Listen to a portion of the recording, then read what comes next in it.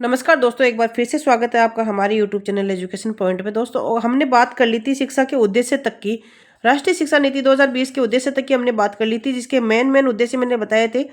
5 उद्देश्यों पे बल दिया गया है: शिक्षा की पहुंच, समानता, गुणवत्ता, वहनीय और उत्तरदायित्व। तो मैंने आपको ये समझा दिए थे। आप जिन्होंने ये वीडियो नहीं देखा हो तो मेरे वीडियो में जाके आप देख सकते हैं, पिछले मेरे चैनल पे जाके पुराने वीडियो में आप देख सकते हैं। अब बात करते हैं छात्रों को जरूरी कौशल एवं ज्ञान से लैस करना और विज्ञान, टेक्नोलॉजी, अकादमिक क्षेत्र तथा इंडस्ट्री में कुशल लोगों की कमी को दूर करते हुए देश को ज्ञान आधारित सुपर पावर के रूप में स्थापित करना। यह है हमारी जो एनईपी 2020 है, उसका मेन उद्देश्य है। अगला उद्देश्य क्या है कि शिक्षा नीति में रचनात्मक सोच, तार्किक निर्णय और नवाचार की भावना को प्रोत्साहित करना। ये 4 उद्देश्य मेन इसके अंदर दिए गए हैं, जो कि एनईपी 2020 के मेन उद्देश्य हैं। अगला है भाषाई बाध्यताओं को दूर करने, दिव्यांग छात्रों के लिए शिक्षा को सुगम बनाने आदि के लिए तकनीकों का प्रयोग को बढ़ावा देना इसका मेन उद्देश्य था। तो ये हमारे उद्देश्य हो गए। ये ऊपर वाला हमने पढ़ लिया था, हमारे वीडियो में हमने पढ़ लिया था पहले ही। अब अपन बात करते हैं स्कूली शिक्षा, जो आगे इसका क्या उद्देश्य है क्या नहीं है। इसका है मेन स्कूली शिक्षा में सुधार। जो एनईपी 2020 है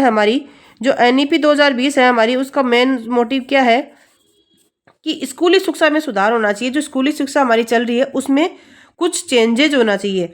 तो अभी देखिए, नई शिक्षा नीति वर्तमान में सक्रिय 10+2 के शैक्षिक मॉडल के स्थान पर, अभी 10+2 हमारा शैक्षिक मॉडल चल रहा है। 10+2 यानी पहले 10th करो फिर 12th करो। 12th के अंदर आपको 11th में आपको सब्जेक्ट चूज करने पड़ते हैं, क्योंकि 10+2 का मॉडल अभी हमारा चल रहा है।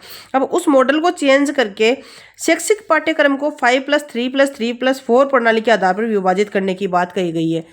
यानी कि सबसे पहले 5 क्लास, फिर 3 क्लास 8वीं तक हो जाएगी, फिर 8 + 3 11 हो जाएगी, +4 मतलब 11th के बाद आपका जो बीएड वाला जो काम है वो इसी के अंदर ग्रेजुएशन और 11th साथ की आपके जुड़ के ये 5+3+3+4 वाला जो फॉर्मेट है वो अपनाया जाएगा। तो ये हो गया। उसके बाद अपन बात करते हैं स्कूली शिक्षा में सुधार के अंदर और क्या क्या आ रहा है। सबसे पहले जो 5 ये जो स्टेज दी गई है 5+3+3+4, ये किस किस प्रकार से डिवाइडेड है वो चीज़ मैं आपको बताऊंगी। तो पहली देखिए, जो हमारी पहली चीज़ है वो क्या है 5 यानी फाउंडेशन स्टेज। इसको अपन बोलेंगे फाउंडेशन स्टेज, जो कब कितने वर्ष से कितने वर्ष तक होगी, 3 से 6 वर्ष तक होगी, जिसके अंदर आंगनबाड़ी वाले बच्चे पढ़ेंगे। जी हाँ दोस्तों, जो 5 साल के बच्चे 6 साल तक के बच्चे हैं उनको आंगनबाड़ी में पढ़ाया जाएगा। फाउंडेशन स्टेज 6+8 यानी कि नर्सरी से प्री प्राइमरी।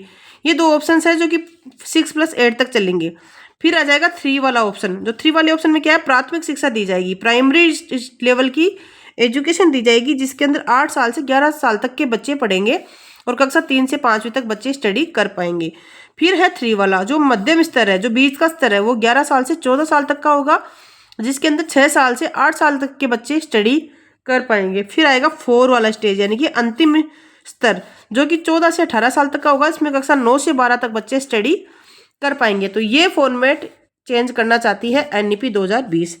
आगे देखिए, उच्चतर शिक्षा संस्थानों को उच्च गुणवत्तापूर्ण शिक्षण, अनुसंधान, सामुदायिक भागीदारी उपलब्ध करवाने के लिए उच्च संसाधन एवं संपन्न एवं बहुविषयक संस्थानों के रूप में रूपांतरित किया जाएगा। आगे इसका क्या है, पहले सरकारी स्कूलों में प्री स्कूलिंग नहीं होती थी। आप सभी को पता है कि कक्षा फर्स्ट से ही हमारी स्कूलें स्टार्ट होती है। सरकारी स्कूलों में प्री नहीं होती थी, लेकिन अब बच्चा 6 वर्ष की आयु से ही पढ़ना प्रारंभ करता था। यानी 6वीं क्लास में बच्चा पहली क्लास में एडमिशन लेता था और उसके बाद ही आगे पढ़ना शुरू करता था। लेकिन अब ऐसा नहीं होगा।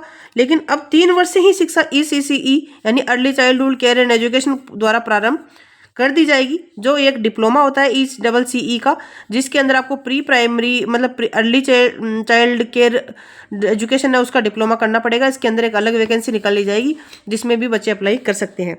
पहले जहां से 11 वर्ष से विषय चुन सकते थे, अब छात्रों को 9वीं वर्ष से ही विषय चुनने की आज़ादी रहेगी। कक्षा 9 से सब्जेक्ट का चूज अपन कर पाएंगे, पहले 11वीं क्लास में चूज करते थे। फिर कक्षा 9 से 12 की पढ़ाई में किसी के विषय के प्रति गहरी समझ तथा बच्चों का विश्लेषणात्मक क्षमता को बढ़ाकर जीवन के बड़े लक्ष्य निर्धारित करने के लिए प्रेरित किया जाएगा। यानी पहले 11वीं क्लास में आप सब्जेक्ट का चूज करते थे, फिर बाद में आप अपने फ्यूचर का डिसाइड करते थे, लेकिन अब क्लास 9 से ही आप अपने सब्जेक्ट का चूज कर लेंगे और आगे की लक्ष्य निर्धारित कर पाएंगे कि मुझे जीवन में करना क्या है। 10वीं और 12वीं की बोर्ड परीक्षाओं में बदलाव कर अब वर्ष में 2 बार यानी सेमेस्टर प्रणाली द्वारा ऑब्जेक्टिव और सब्जेक्टिव फॉर्मेट के आधार पर परीक्षा की जाएगी, है ना। अब 2 सेमेस्टर प्रणाली के आधार पर ही परीक्षा ली जाएगी। नई शिक्षा नीति के तहत मिड डे मील के साथ नाश्ता देने की भी बात कही गई है और सुबह के समय पोषक नाश्ता और अधिक मेहनत करने वाले विषयों की पढ़ाई में लाभकारी हो सकता है। तो आज हमने पढ़ लिया स्कूली शिक्षा में सुधार और आगे पढ़ेंगे हम उच्च शिक्षा, यानी ये तो हो गया सुधार के बारे में बात है। अब उच्च शिक्षा किस प्रकार से दी जाएगी, देखो ये सारी उच्च शिक्षा है और उसके बारे में इसके CAT केट का एडमिशन है, एकेडमिक बैंक ऑफ क्रेडिट है, बहुस्तरीय परिवेश एवं निकासी है, ये सारी चीज़ें जो हैं हम इसमें बहुत सारी चीज़ें, ये देखिए ये बहुत ही शानदार बुक है और इस बुक में से यदि आपने एक बार पढ़ लिया ना, कहीं से भी कोई क्वेश्चन छूटेगा नहीं। तो इसका अगला वीडियो मैं मेरे चैनल पे बना दूंगी। कल हम ये पढ़ेंगे कि किस प्रकार से क्या क्या है। तो उसके लिए चैनल से जुड़े रहें, चैनल को सब्सक्राइब करें। मिलेंगे नए वीडियो के साथ, तब तक के लिए नमस्कार, बाय बाय।